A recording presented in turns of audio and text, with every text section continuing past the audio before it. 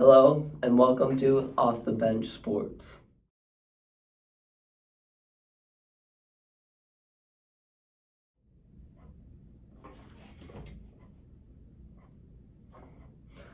Hello, welcome back. It's been a minute since we've uploaded because Max had to go get quarantined, which sucked. And so today, but besides that fact, today we will be talking about news or free agency news that has happened in the past week or so, and then our week 5 power rankings. Starting with the news, Stephon Gilmore was traded from the Patriots to the Panthers for a 6th-round pick, and you might be thinking that is not a lot for a guy who won Defensive Player of the Year, 1 year ago, but they were planning to release him because no one else wanted him, but then they finally found the Panthers who were willing to give up a 6th-round pick for him. And then Michael loves to hear this news. Jaylon Smith was released by the Cowboys and signed to the Packers on a 1-year deal. Yeah, I definitely predicted that. I'm so glad the Packers definitely needed another linebacker that could stop the run game, and we kind of already had cornerbacks that could stop the passing game, but then we just needed to work on the rushing defense. But for the Chiefs, they were able to snag Josh Gordon to their 53-man roster, where he will debut against the Bills this Sunday. And I think that will be great for Pat Mahomes because it'll get him another good wide receiver that he can look to instead of Tyreek Hill and Travis Kelce. Yeah, I mean, Josh Gordon has shown that he is very good at football, and they just lost Sammy Watkins this year to free agency, and so signing Josh Gordon makes that offense so much better. But I mean, it's not really like they needed offensive help. They just scored 50 on the Eagles. I think they should have tried to go out and get Stephon Gilmore or Jaylon Smith or both. But I mean, also the Cowboys losing Jaylon Smith, it just shows that Cowboys fans can finally be somewhat confident in that defense because he was very productive. He's been very productive since he's been in the league, and the fact that they don't need him anymore shows promise for that defense. And now the next thing, the Bears trade with the Dolphins to acquire wide receiver Jakeem Grant for a 2023 6th-round pick. Now, I truly don't understand why the Dolphins did this, if I'm being completely honest, because Jakeem Grant was one of their only good wide receivers that they had, and definitely their best punt returner and kick returner. And he was really solid. He knew how to do the things he was able to do. And I mean, yeah, that was a good trade for the Bears, just going out and getting Justin Fields, another weapon. But the Dolphins really need offensive help right now. Their defense is fine, I guess, for the moment, but losing Tua, they kind of need all the offensive help they can get.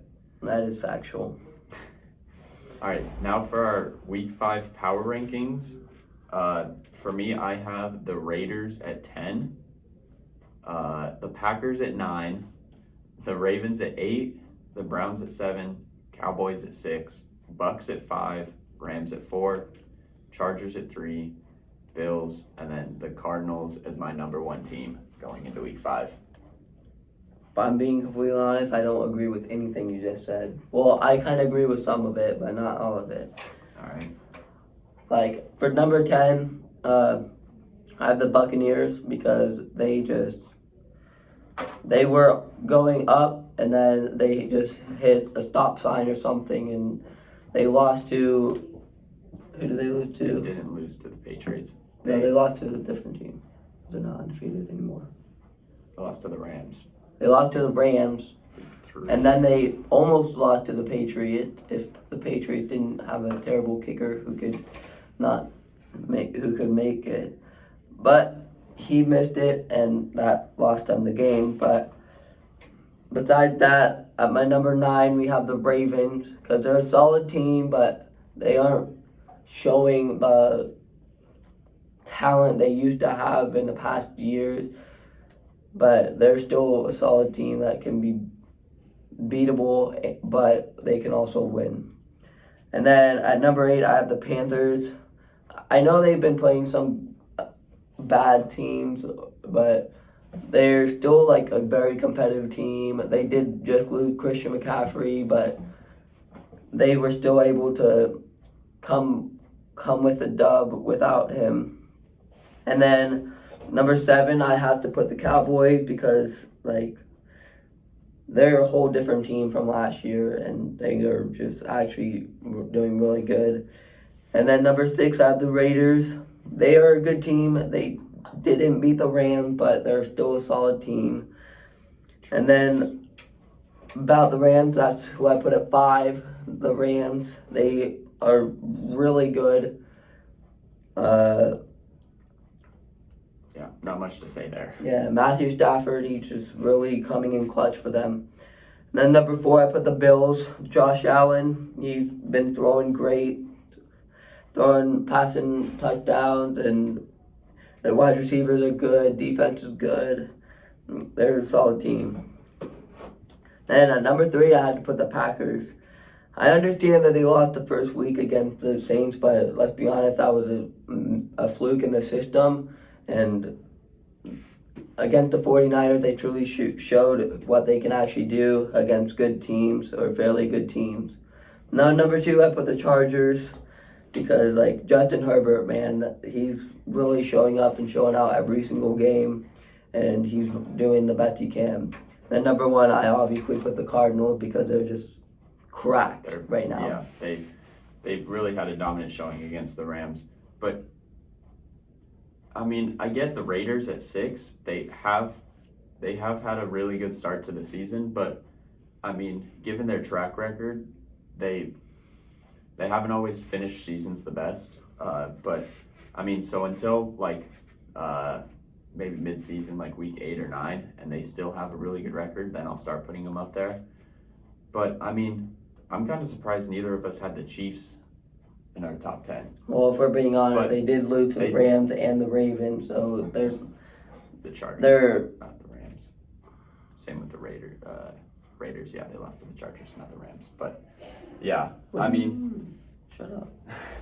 Yeah, but I mean, the Chiefs, their defense just looked awful, and so unless this week they go out and can shut down Josh Allen, they're not going to go in my top 10 because their offense is still really good.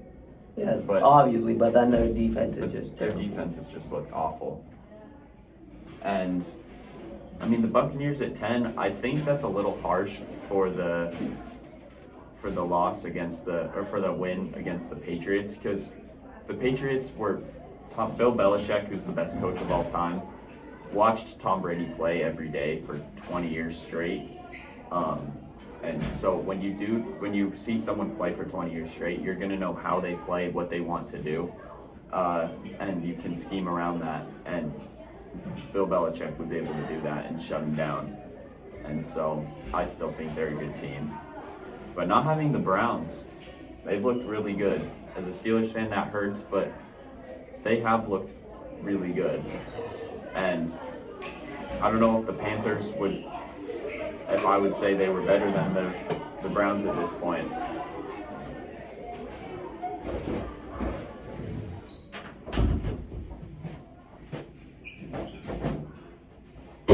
Yeah, so we'll cut there. And then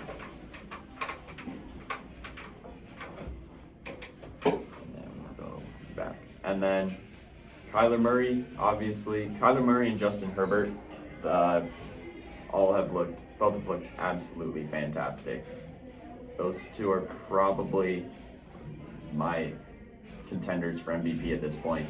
Them and Josh Allen. Yeah, I totally agree with that. Well, thank you for watching this week's episode of Off the Bench. See you next time. Now we go at it.